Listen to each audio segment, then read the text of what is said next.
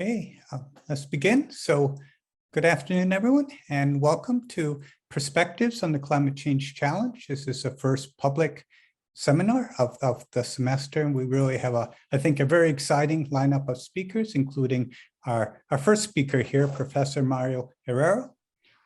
And I should say before we begin that this lecture series is organized and sponsored by the Department of Biological Engineering here at Cornell and the Atkinson Center. So I'd like to extend a warm welcome to Professor Mario Herrero. And he's a recent arrival to Cornell, and today he will talk to us on climate change and food systems, impacts, adaptation, and mitigation. Mario Herrero is a professor in sustainable food systems and global change in the Department of Global Development at Cornell, and a Atkinson Center scholar, as well as a Nancy and Peter Meinich family investigator in the life sciences. His research focuses on the sustainability of food systems for the benefit of humans and ecosystems. He works in the areas of sustainable intensification of agriculture, climate mitigation and adaptation, livestock systems, and healthy and sustainable diets. He's a regular contributor to important global initiatives at the heart of sustainability of the global food systems, such as the Intergovernmental Panel on Climate Change, the Lancet Commission on Obesity, and EATLancet Commission on Healthy Diets from Sustainable Food Systems. And he's worked extensively around the world, including Africa, Latin America, and Asia. So welcome, Mario. And look forward to your talk. And Mario has told me he'll like questions at the end of the seminar, please. Okay, thank you. That's great. Thanks very much, Peter. It's a pleasure to be here with all of you. It's a very well concurred seminar. Yes, so today I'll try to give you a synopsis of the work that's been happening around on impacts, adaptation, and mitigation of climate change. And the focus will be on food systems. A lot of people usually ask themselves, well, what are food systems? What are we here? Let me see, this is not changing. Okay, now. A lot of people ask themselves, well, what are the food systems? Is that synonymous to agriculture? Is that synonymous to the whole value chain? What is it? Well, this is how we actually represent it. It's basically everything from consumption, from production to consumption, where you have a range of food supply chains, from food production, food storage and loss, food processing and packaging, retails and markets, then that make food that create in part also food environments. Food environments is basically the places where we access our food. Basically supermarkets, the retail sector, places that will have different prices, that will sell food with different properties, very different types of vendors, you know, from a McDonald's to a vegan restaurant, etc. So the food environment is central to the understanding of food systems, simply because, you know, it really affects how we behave in terms of consumption choices. But on top of that, we know we have individual factors like, you know, our income, or, you know, how we react to information and knowledge, our values, what our parents have taught us, etc. And, you know, this really gets us into having a certain type of consumer behavior. But when you take all of these globally, you end up actually defining, you know, the food security of particular populations, their diets. And depending on what we eat, we will have different impacts, different outcomes on the environment, our nutrition and health, the economy. And obviously, this will not be equal for everybody. So there's a series of policy actions and nudges that we can actually implement to change these different dimensions. And well, it's really up to us what we end up really achieving from this food system. As you can imagine, there's climate change impacts across many of these dimensions, and there are several entry points for adaptation and also for mitigation. And this takes us very much to also what's driving change in these systems. You know, on one side, it's this biophysical environment, but also, you know, issues related to how wealthy we're becoming, the politics of the day, population growth, globalization and trade and everything. So all these drivers will also play a very significant part on how we end up doing. Now, we try to frame what happens in the global food system on the basis of the Sustainable Development Goals, which are many interrelated goals where we really want to have big impacts, all the way from poverty reduction and reduction of hunger, all the way to reducing inequalities, improving life below water, life on land, doing the climate action, number 13, very important, and so on. So these goals are set for 2030. So basically we have, think about it, 9 crop seasons to really make very significant impacts in all these dimensions. So we really need to be pretty fast, and we need to really contribute to the transformation of what's happening. Let's revisit first what's happening in terms of the drivers. Many of you have probably already heard about the Anthropocene. If not, welcome to it. This is the age of human-induced global change. And what you see in these graphs are what Will Steffen, our colleague from the Australian National University, terms the great acceleration curves. And as you see, basically from the 1900s, largely led by population and wealth increases, all these increases in the consumption of absolutely everything, water use, fertilizers, we're damming rivers, we're moving to cities, there's a lot of the social metabolism has really increased, and we're consuming all sorts of things. At the same time, transport, communications, tourism, etc. Junk food, McDonald's restaurants, look, even increasing very, very significantly from the 50s. So diets and everything are changing. So we need to remember always that this target is moving. How are we going to find solutions to change when things are always in flux?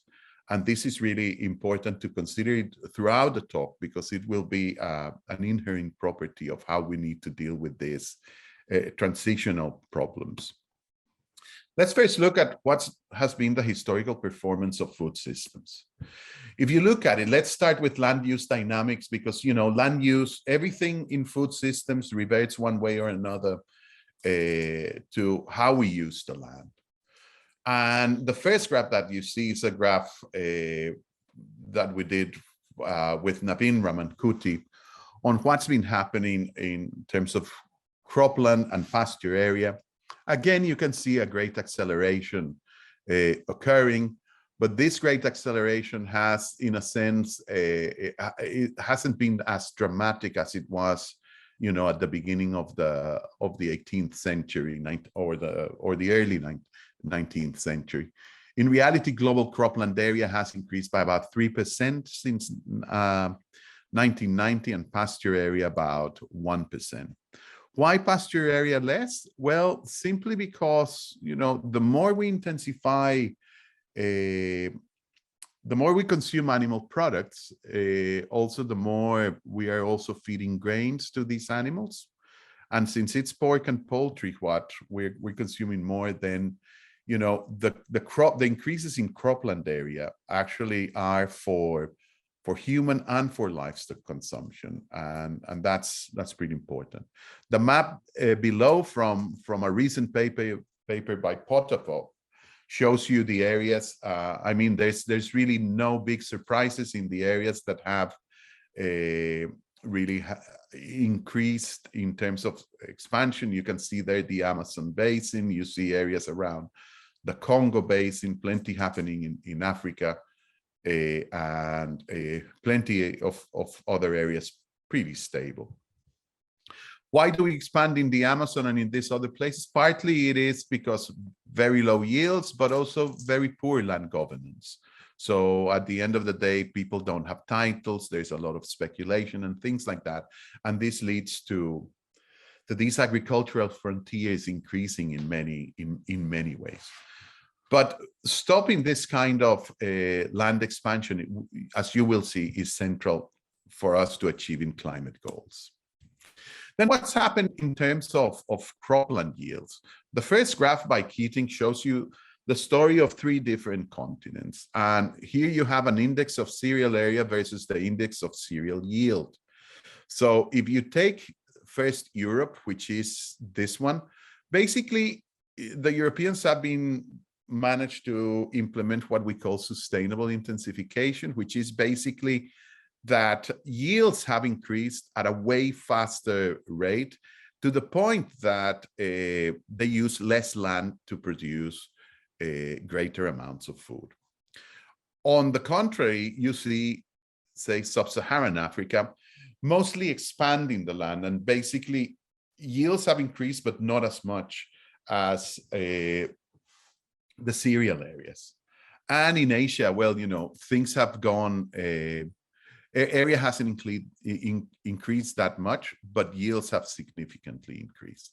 All in all, this actually shows you that yields are increasing at a faster rate. Green, this is the green line, relative to the cropland expansion. So we are intensifying, we are producing more per unit of land, all in all. But still, we need to do even better like this and even try to stop cropland area expansion into the future. Now, in terms of livestock, the issue is completely different. Basically, the story with livestock is relatively simple. The richer that we have become, the more we tend to consume livestock. It's a simple. It's a luxury food. It's a sign of status. It's a nutrient bomb. So it's in many cases desirable for the right reasons. And it is in the places where consumption of animal source foods has been very slow that we see the greatest rates. Why? Simply because that's where incomes relatively have been growing faster, but also they have the highest increases in population. So you see here, for example, sub-Saharan Africa having in the pink, showing an increase and a projected very, very significant increase. And this is both population and the increases in income. In general terms, you know, this has been happening everywhere and is likely to continue everywhere. But obviously, you cannot just omit this enormous red line that you see here, which is basically East Asia. It's China and the East Asia region just having an enormous increase in livestock in livestock product consumption trends, and this will really create enormous environmental issues if this continues as it is. So in essence, well, once you take into account all these different issues, what are the outcomes of all of this? Malnutrition. We have at the moment more about 800 billion obese, which is a very, very significant amount of people, while at the same time you have kids that are undernourished, very significant. We have significant increases in non-communicable diseases. This is heart disease, diabetes, and so on. And these are actually being incredibly costly to taxpayers in many ways. We have the impacts of climate change that in low and middle income countries, well, you know, climate change is very closely linked to the gross domestic products of nations, simply because the countries are still very much dependent on agriculture for increasing their income. So it's a real big issue for the future. We have been reminded by Johan Rockström about the planetary boundaries, how many of these have been already surpassed. So we really need to do much better in terms of really controlling the different forms of environmental degradation, of which climate is only one. We are already beyond the biodiversity loss boundaries. We are really beyond the nitrogen cycle boundary. So, you know, this intensification has come at significant cost, and the land expansion, which has been affecting biodiversity loss also. On top of that, what do we have? We have climate change impacts. It's, you know, let's imagine that all of this performance of the agricultural sector, yes, we managed to produce more food for the population. We've managed to produce increasingly cheap and processed food with significant environmental ramifications. But then on top of that, looking forward, we need to create these changes and at the same time deal with the climate change impacts. Climate change impacts are multiple and varied. People tend to think that it's only you know, crop yield losses. Well, it's way beyond that, you know, and many places get double and triple whammies in the sense that they can have several of these impacts at the same time. If you look at this map, this is only for low and middle income countries. You can see the droughts, the floods, the climate variability, which is extremely important and a more near-term problem we have to deal with. But also you have places that have floods and temperature increases, variability and temperature increases, droughts in some times and floods in others, and so on. So it's quite a wicked problem in terms of how we go about trying to find adaptation options that serve many of these places. So that on one hand. Now, going to more traditional kinds of impacts that we see, this is from a model intercomparison project of 1520 crop models.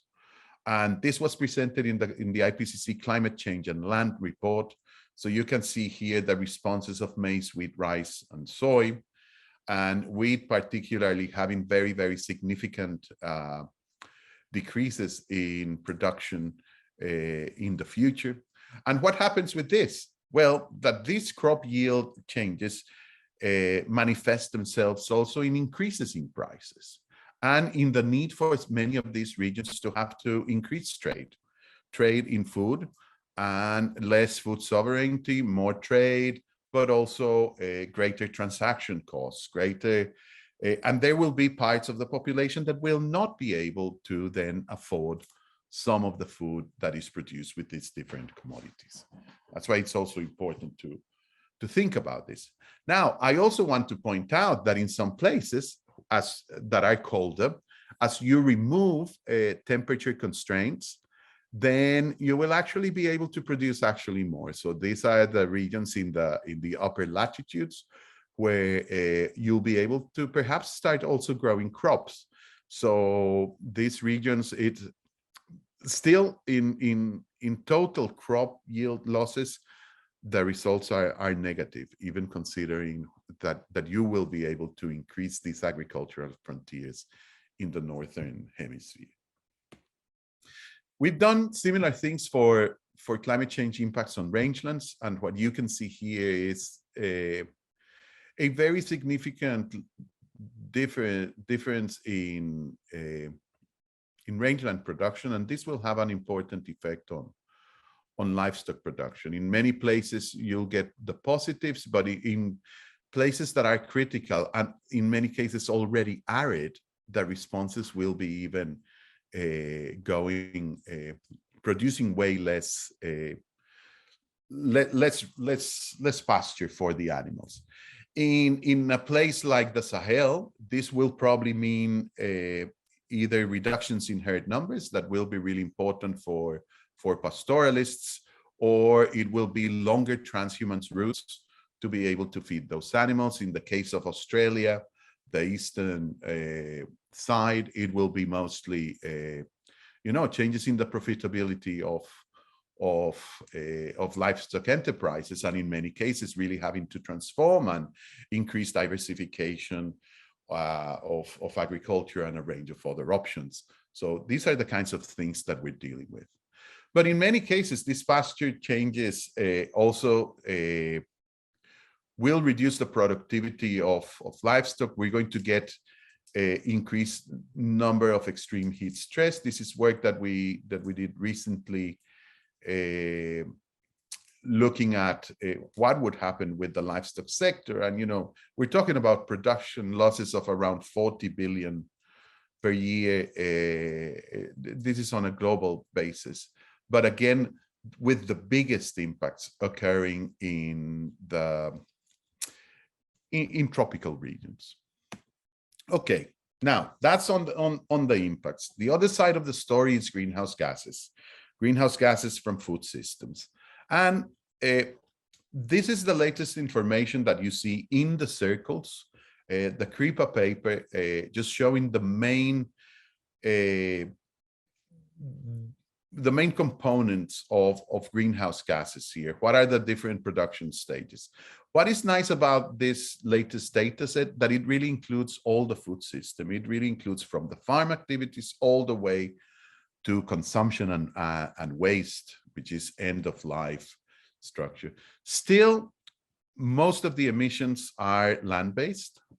So the production processes still are the main source, but you still see changes with industrialized countries having greater emissions through energy, greater emissions through waste, and especially, because you end up having cold chains, you end up having more electrification, more formal markets, etc.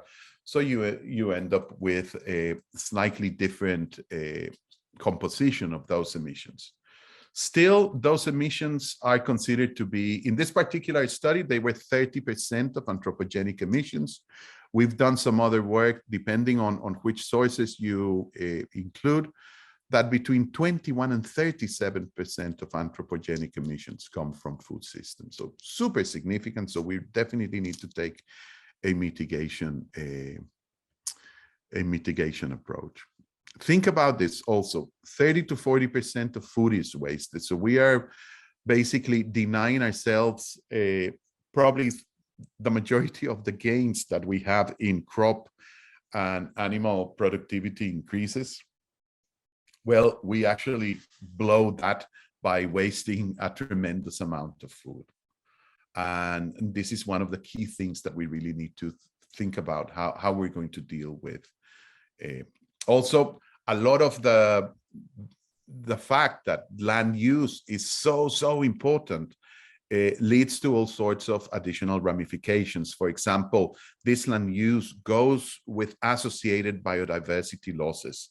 So, it's the multiple effects of the land use problem that we really need to deal with.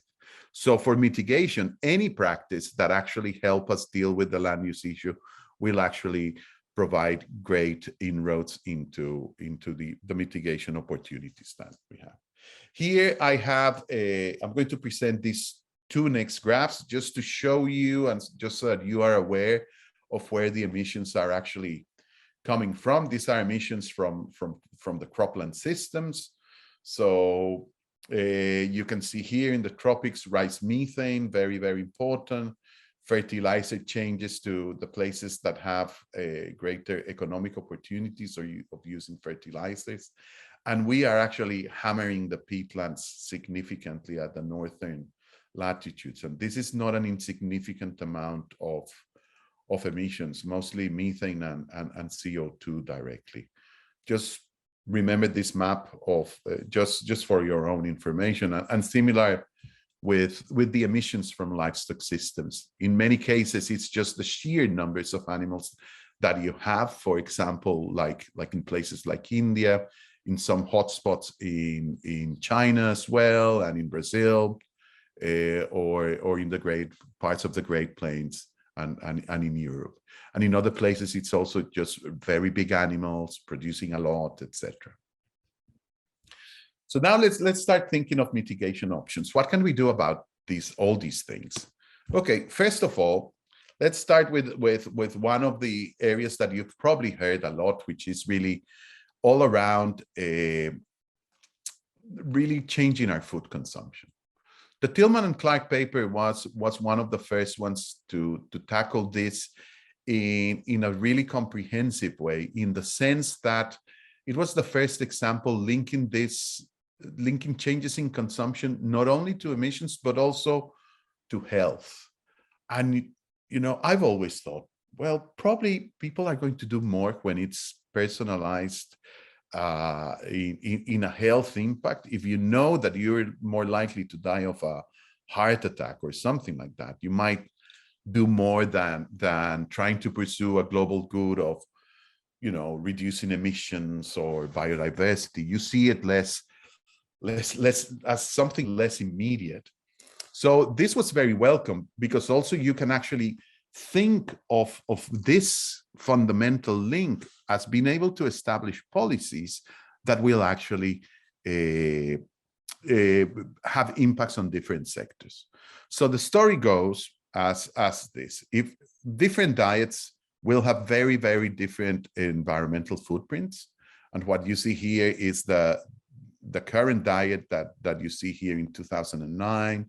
What we are eating, if we continue eating to 2050, this is where we will end up in per capita emissions. But if we had different diets, the Mediterranean, pescatarian, or vegetarian diets, you will have way less emissions. Now, why are these differences so marked? Primarily because if you look at the red, this is the red, all from the blue upwards, this is mostly animal products. In fact, from the orange upwards, this is mostly the animal products, all the way dairy and eggs. So if you start reducing the consumption of some of these, what typically tends to happen is that you end up using less land. That's the really big impact that you get. Yes, you reduce methane emissions and all sorts of that, but you have enormous land savings. And these land savings are the biggest effect on changing diets. Now, the icing on the cake is you get land savings, less biodiversity, better water, better of the other dimensions, and you get these enormous reductions in the relative risk of diabetes, cancers, coronary mortalities, and so on. So, super persuasive from a policy perspective. And when you really start looking at all these demand-side mitigation options, this is basically a graph that we did for the IPCC's special report on climate change and land.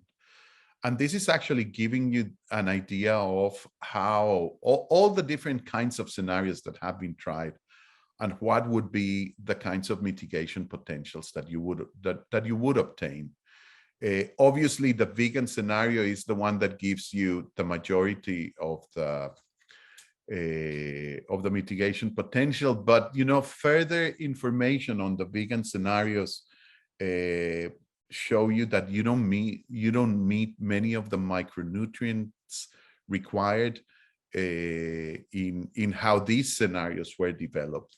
So in reality, it would need to be something like around here, simply because a purely vegan diet across all sectors of the population, even pregnant women and kids, etc., will probably be less than feasible.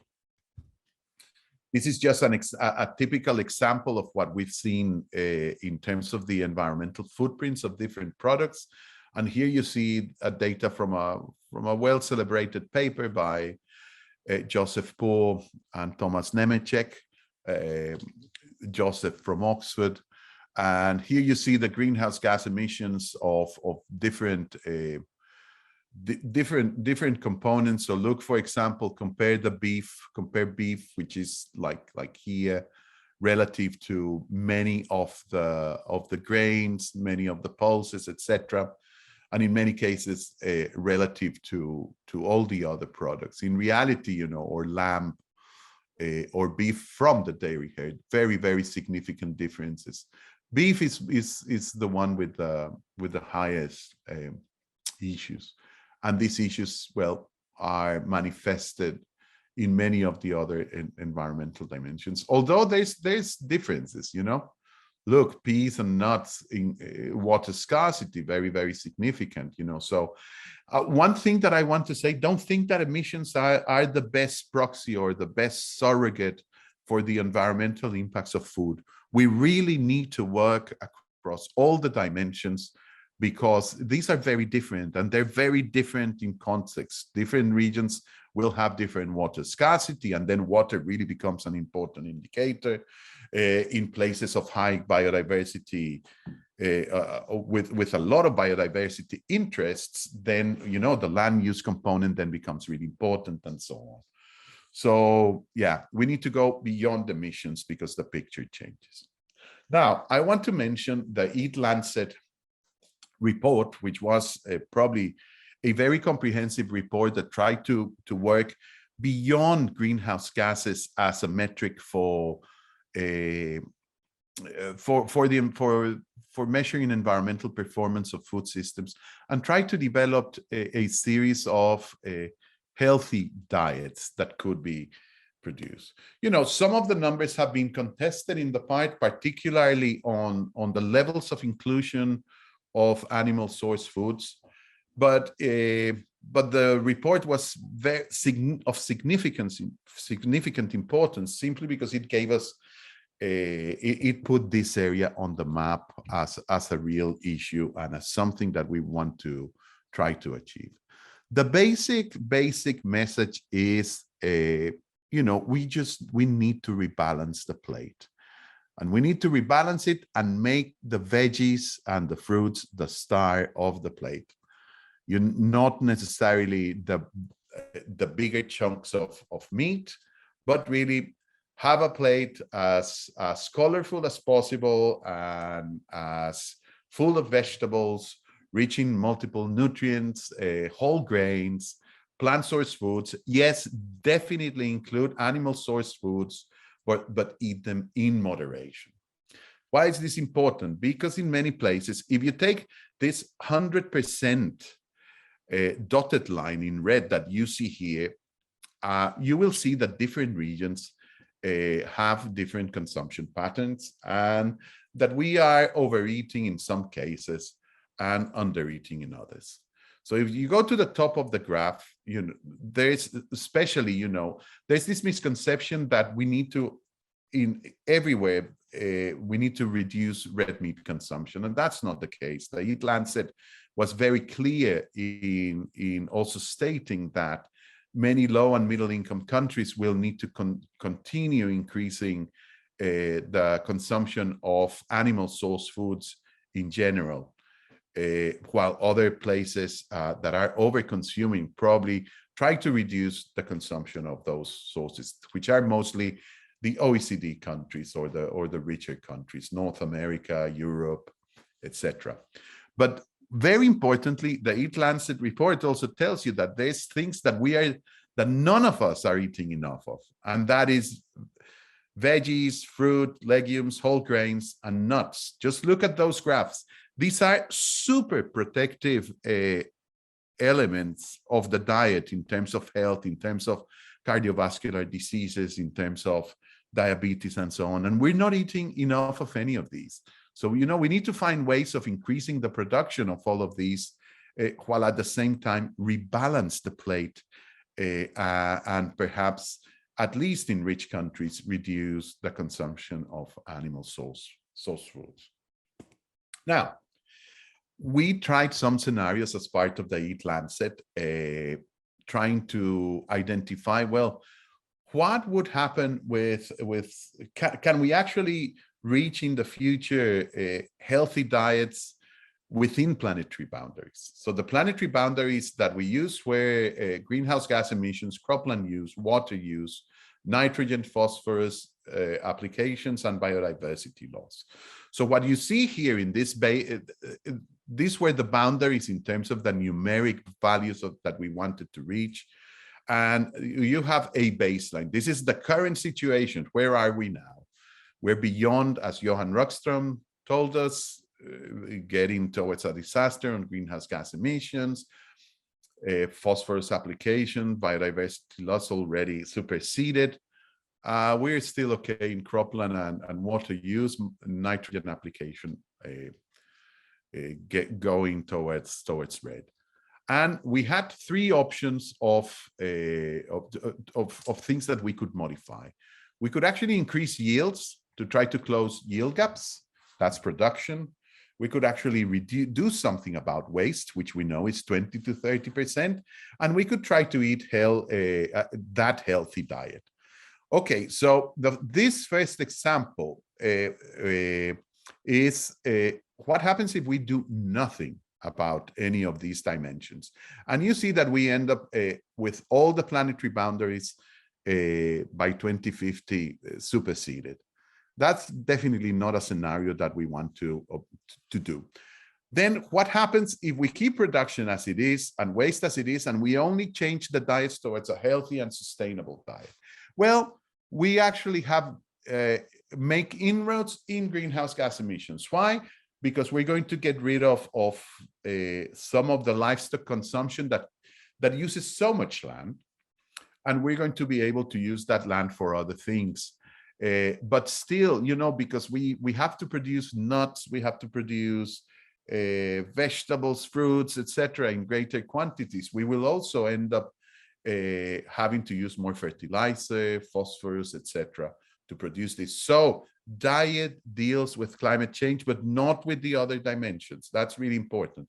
It is only when we really start going towards the bottom half of this graph, when you see trying to reduce the yield gaps, really halving waste and implementing the dietary shifts, that we actually start making significant inroads into these different planetary boundaries. I saw somebody raising a hand here. George Thompson, I believe. Could we wait till the end, or is it a pressing issue?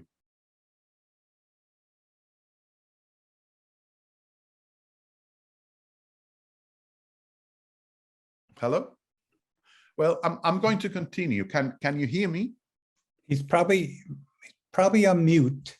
Oh, okay. So I would ask people just to type in their questions in Q&A, and then we can wait to the end. Okay, so let me proceed then. Okay, then, you know, which brings us then to the livestock sector. What can we do in terms of the livestock sector? You know, there's some options. There's a little bit of carbon sequestration. It's not as much as we thought in terms of we can feed livestock better. We can use feed additives. We can do animal management, rangeland rehabilitation, etc. And this will lead us to about 2.4 gigatons of CO2 equivalents.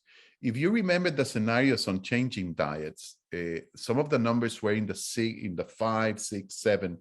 So, you know, what we can do to tweak the livestock sector per se is really way lower than what we can actually do if we could modify some of the diets. That's also part of the interest in also thinking that, well, perhaps it's worth thinking of also trying to change what we consume. Apart from that, what we found is that many of these options have a low economic potential. When we've actually tried to assign carbon prices to these and do cost abatement cost curves, marginal abatement cost curves, we found that these have low economic potential. So we need to really try to think of a broader set of things. We revise what are the kinds of things that we can do, and you see here in the graph, there's all sorts of things that we can do from you know, all the way from agroforestry practices, improved pastures, to lots of work occurring at the moment on feed additives, on trying to enhance animal productivity through genetics, etc. But, you know, all these are well and good. What we need is to really try to find how to increase adoption rates of these different options. Certainly, one of the ways in which we can do this is, this is just to give you an idea of how this works. If you look at this graph, this is the typical curvilinear relationship that you see between, say, in this case, milk production and the methane per kilogram of milk. So basically, the lower the milk production, the higher the emissions intensities. And by feeding the animals better, we can actually then reduce these emission intensities. So this is where Ethiopia is, and where India and Tanzania are. And what you see here, these 10% benchmarks are what the 10% of the best producers are achieving. So we know that some of these improvements in diets and these technological packages are actually working, because some of these changes are relatively modest in terms of the yields, but they could have very significant improvements in the methane emission intensities. This is the kind of thing that we need to try to achieve. And then when you put this into one of these big global integrated assessment models that tell us things about the future of food, this is roughly how it works. So let's focus on milk production per se, okay, which is this purple line. So you have one scenario, which is the lower one, this dotted but not in bold line, where that gives you basically the current production versus feeding animals better. So you end up having more milk production with the animals better fed, and you use less numbers of animals, okay? This is very important. What's the consequence of less numbers of animals and feeding them better?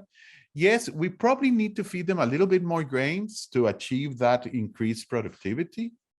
But at the end of the day, in real net terms, we end up with lower land expansion, because we have to use less natural land and less forests to support the increased expansion of pastures and croplands. The net effect is that, yes, if you look at the red here, for example, we do get a methane reduction, but the huge effect is really on the CO2 emissions from land use change. Because we're making land savings, the CO2 emissions, again, then become lower, and that's the big effect that I was explaining to you later. Let's produce more milk with less numbers of animals, or less meat with less numbers of animals, and that will lead to significant land use savings. In terms of what happens when you put this at global level, some people have been saying, look, there's also opportunities for relocation of production. What would happen if we really move production to the places where you could actually really produce more efficiently, and then use trade as a mechanism for filling the gaps in the places that you end up having land savings from? Say, for example, and you see here, this big wedge in mustard is what Stefan Frank calls structural livestock changes. You know, structural livestock changes could have a very, very significant effect, in many cases greater than some of the consumption, limited consumption changes in OECD. But this will have a net global effect in really moving production to some areas and others. Of course, you know, you need to really think what this would mean for local producers. If you were going to create a contraction in an industry in, say, Brazil, well, then, you know, it's not that we're not in the business of really destroying farmers' livelihoods. You know, you would need to find diversification options or incentives for farmers to stop doing what they were doing to be able to relocate production via incentives in other parts of the world. But, you know, otherwise you lead to a loss of livelihoods and there's no finance minister that will buy that one. So that's an important point that we need to make. And this is still not worked out fully in terms of what would be the policy instruments that you could think of. There's been a lot of talk now in the UN Food System Summit and others that perhaps repurposing subsidies and so on could have a real big effect. And the other one is the true cost of food, perhaps internalizing true cost of food as part of these approaches to achieve those desired effects. We know that what's emerging from the work we've been doing with the global integrated assessment models, and this is using an ensemble of global integrated assessment models, is that land-based mitigation efforts can lead to increases in food prices. So look, for example, here is these two graphs. What I want you to see is the size of the bars between the mitigation and the climate change impacts. In many cases, us trying to mitigate greenhouse gases has higher increases in prices than the climate change impacts per se. The climate change impacts versus not having enough food and having to trade it.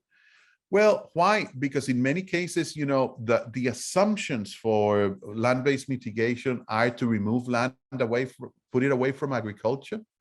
And then this actually creates a significant impact on supply or on the costs of production.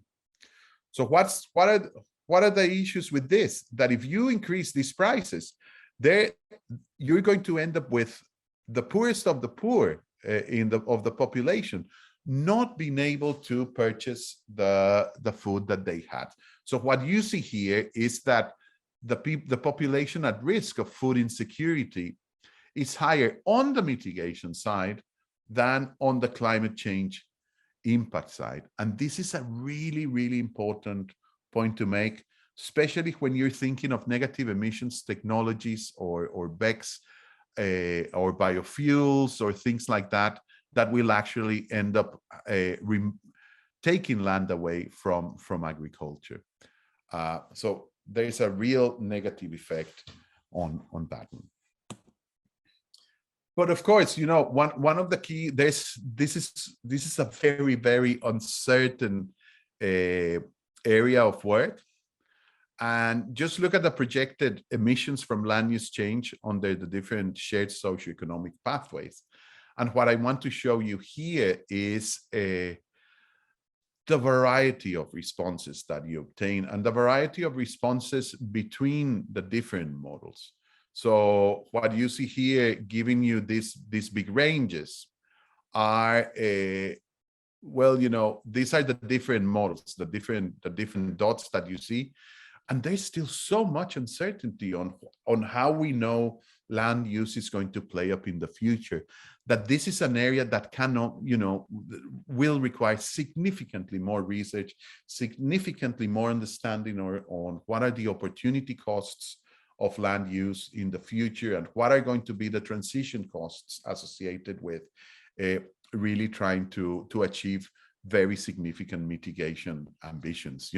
One of the things that you see here is that from the baseline all the way to the 2.6 degrees, limiting climate warmth to 2.6 is an increase in the uncertainty. So we must have a program of work where we tackle these kinds of things effectively. We need geographers, land use people, remote sensing, ideally satellites launched to deal with some of our uncertainties in land classification and local studies on how land is used and how is it likely to be used under transition scenarios. Then there's also the topic of what's the role for grasslands, and what we see here is well, look, in reality, what we found is that grasslands are carbon neutral when you take into account the sparsely grazed grasslands in the northern latitudes. So the places in green are net sinks, and the places in orange are all that have animals in significant quantities are all sources of CO2. But basically, all in all, they balance each other. So, you know, the fact that climate change impacts might open those frontiers by making those higher latitudes warmer, and that land use potentially being converted to produce more crops and other things, then presents a real conundrum into what is the opportunity cost of carbon of this land. We will need to be very, very careful on how to handle that in the future to make sure that this valuable sink remains, because it's playing a very, very important role in making sure that the global grasslands of the world, 3.5 billion hectares, are all in all pretty much balanced. Plenty of options. This again comes from the work that we did for the special report on land. And what I want you to see here is that, you know, we must not think of mitigation or adaptation. In many cases, we get practices that serve both things, both mitigation and adaptation. And what we want is that we can actually do something about greenhouse gases, but not necessarily hampering livelihoods, biodiversity, and the range of other dimensions. So here is just a dossier for your information of the kinds of things that could be done. And obviously, these are dependent totally on place, etc., on completely different contexts. But certainly, we know now enough about this. Now it's really, how do we get this into the hands of farmers? How do we create the transitions necessary, etc.? So what do we need for this? Well, we need, you know, accelerators of food systems innovation. And for this, we need to really have a very true and high-level societal conversation when we're really actually talking about building trust between different stakeholders, different communities. We need to understand our values, the values of a big pharma company or a big food and feed producer. It's completely different to the smallholder farmer, or to, you know, somebody wanting to do certified green products, etc.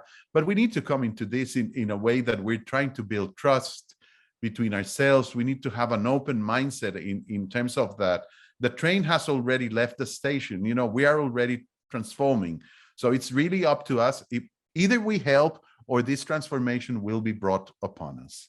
And, you know, if you ask me, I'd rather play part and try to shape it in a way that I find is useful for myself, for my kids, and for people that I love, and for society, rather than having it forced upon us. So people get into action. It's essential. What are the kinds of things that we need to deal with? Enabling social license, for example, ensuring that we see beyond the obvious, and you know, we might think, oh, look, this practice is going to be a panacea, but down the line, if we don't really work on the impact pathways, we'll find out that there's perverse incentives and all sorts of undesirable effects. We need to actually convince governments of changing policies and regulation. We need to have market incentives for people to really start implementing these things at scale. And, you know, many of these things will have to go beyond a 3-year grant and have truly stable finance that is long-term, that allows us to really have significant gains and significant options that are scalable. Now, just to finish, a few additional areas of work that merit you thinking about them for the future. One is the circular economy. How do we actually decouple land from, let me see if I've been sent a message already. No message. Terrific. And so the circular economy, decoupling livestock for land, this is just an example. What we're showing here, the big triangles that you see there are the consumption of protein in different regions. The inner circle is how much could we produce of animal protein from from low opportunity cost lands. This is arid lands, the rangelands where there's really no competition with cropland.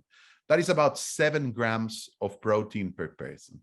Just think that a human actually needs about 40 grams per capita per person, 40 to 50, say 50 grams. And so 7 out of 50, that's not too bad.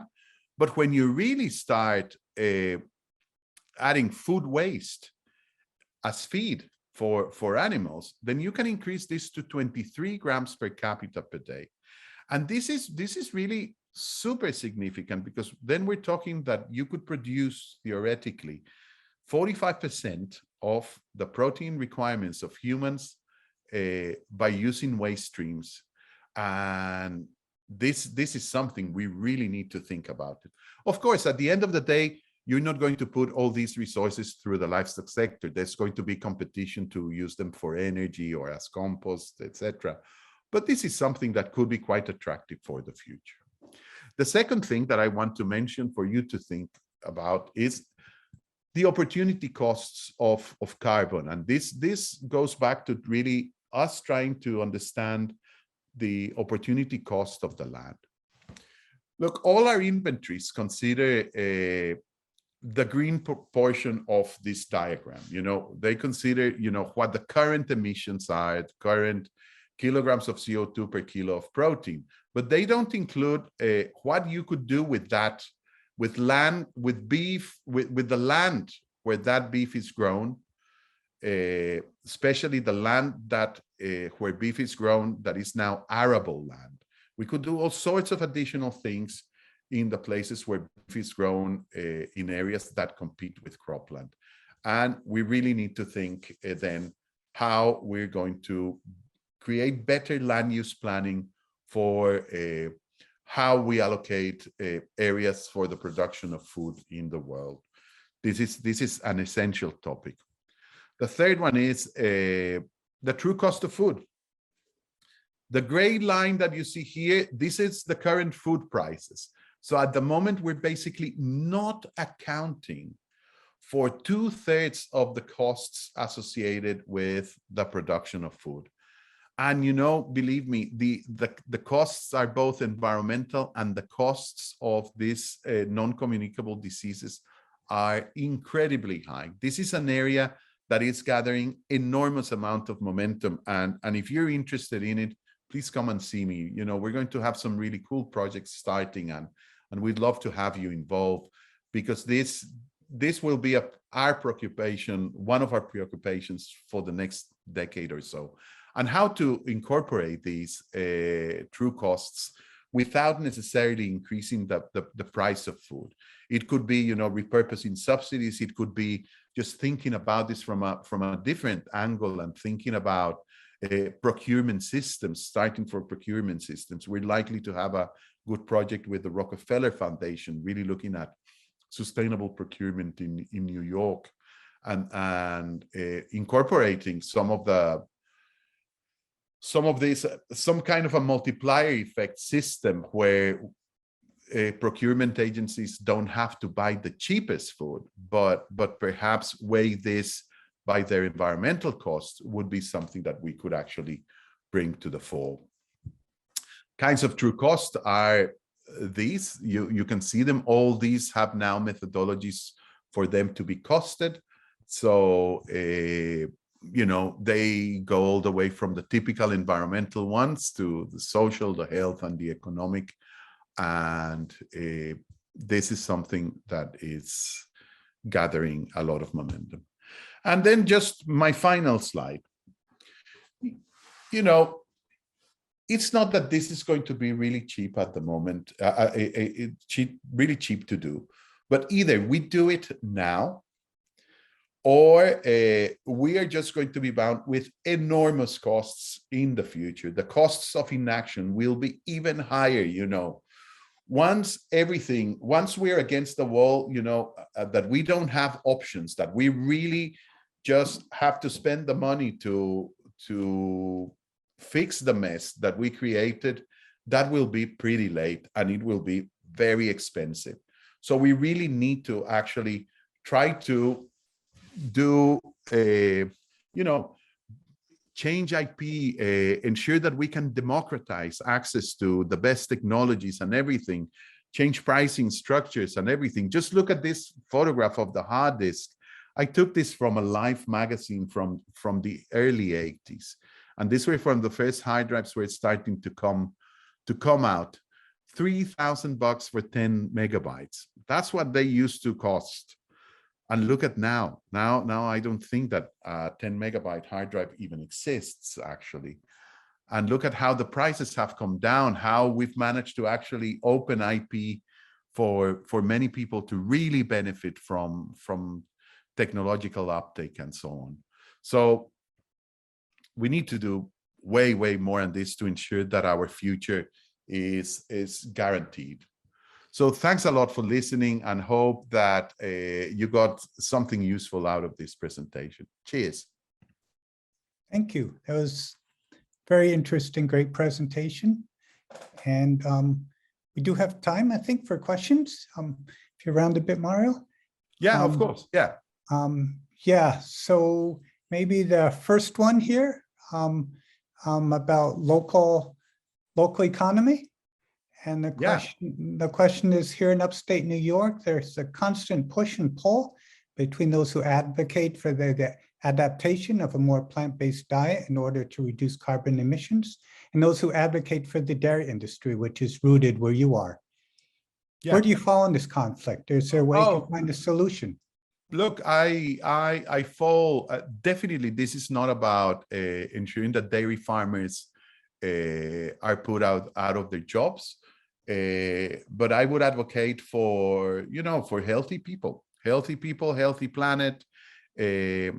This doesn't mean that dairy farmers need to stay doing what they do into the next century. Like all sectors, all farmers are going to need to adapt and try to find new ways of moving on with the times. They don't need to do this alone, but also need to engage with local and federal governments to ensure that the changes really do occur. On the dairy side, it's less of an issue because dairy are pretty efficient nowadays, and if you look at New York dairy farmers, they're pretty much up there at the efficiency frontiers that are pretty commendable. But certainly, I do see as we move in all dimensions that these farmers will actually have to adapt, and we need to help them with the options and the finance, etc., so that there's not a loss of livelihoods. I do think that there's a likelihood that farmers will, as my friend Chris Barrett says, the agrarianize, which will be that they will be less land bound. So I do see in the future more vertical farming, more adoption of really disruptive technologies that will actually might save labor and land and a range of other of the production factors in the future. So these are still emerging, and it's likely that in 50 years, we will still have dairy farmers, but they will be pretty different in how they produce, etc. Great, thank you. Oh, I'm getting a lot of questions. I see 33. Yes, there are a lot. Jesus. Yeah, many people really getting credits, huh? Yeah, do you want to pick one or shall I? You go. You please feel free to handle the question and answer. Okay, let's take one from Norm Scott then. And he's asking about regulation. He's asking, one word I do not see on the Fonso et al. Diagram was regulation. Do you infer that? It is inferred in the other factors, Norman. Yeah. You can find the paper in Food Policy, and you'll see that we talk a lot about regulation in that paper. So very happy if you drop me a line. I'm very happy to send you the paper, or you can get it from the Food Policy website. Yeah. Okay. Here's a question about how's the environmental impact of the transportation required in a globalized food system taken into account, And how would strengthening local food systems help with sustainability and climate resilience? Yeah, that's a question that I get asked a lot of time. We know that emissions of the food system occur mostly, and the environmental impacts occur mostly at the farm level. Even when you take into account transport and everything, transport always represents less than 10% of the emissions from the emissions of food. So in reality, that's less of an issue, and it is still more effective to have trade dominating to give you the variety of food that you need in the whole of a region. There's just few regions of the world, notably the subtropics and some part of the tropics, where you actually have the diversity of climates to produce everything that you need for a healthy and balanced diet. The rest of the regions inevitably will have to actually trade, simply because you don't have the variety. Talk to the Scots, they would be eating animal products and turnips and potatoes if they didn't have any trade, or Northern Canadians and so on. So it is really necessary. Of course, if you can actually support some of the local industries, that needs to take precedent over some of these. But I do fear that in a place like, take Tompkins County, you will always need a very significant amount of trade to deal with these issues. Of course, the key is here to decide what kind of things do you want to trade. Do you want to trade the cheapest food that you can, that probably has a lot of environmental impacts, or can the regulators really make choices based on the sustainability of those products to match perhaps some of the practices that you've been trying to promote locally? And those are the kinds of questions that you will be able to deal with if you had a mechanism for incorporating true costs in how you procure food locally. So it's really about fair competition as well. Here's a question about, is there any political momentum within the United States when it comes to restructuring food systems, particularly livestock land use? There's a lot of work at the moment ongoing. We are in deep conversations with John Kerry's team now that they did the methane pledge. So under the methane pledge and all these climate change activities, we are trying to support them in what would be the kinds of things that they should fund in order to create viable transitions for say the dairy industry, in order to reduce emissions without the losses of productivity and general production or livelihoods for people. There's talk at the moment on how to do this. At the same time, these are industries with monumental lobbies that are sometimes difficult to get rid of. Still, if consumers also demand more sustainable products, it will always help, because industry are often very responsive to consumer demands and so on. Here's a question. What do you think is the best option for providing people who live in a food desert healthier food options? That's a really good question. That's a difficult question, because the answer is the answer is the obvious one, and it's investment and better better urban planning to really bring food chains and healthy food there.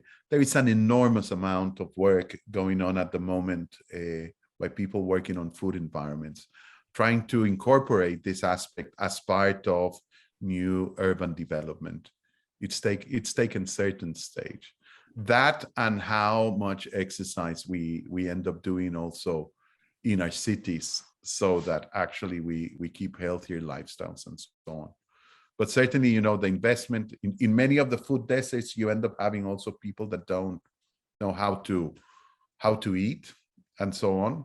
So part of the public procurement is the National School Program, start giving healthy diets throughout schools, and even in the food deserts, these kids will at least end up having a very decent meal at least once or twice a day.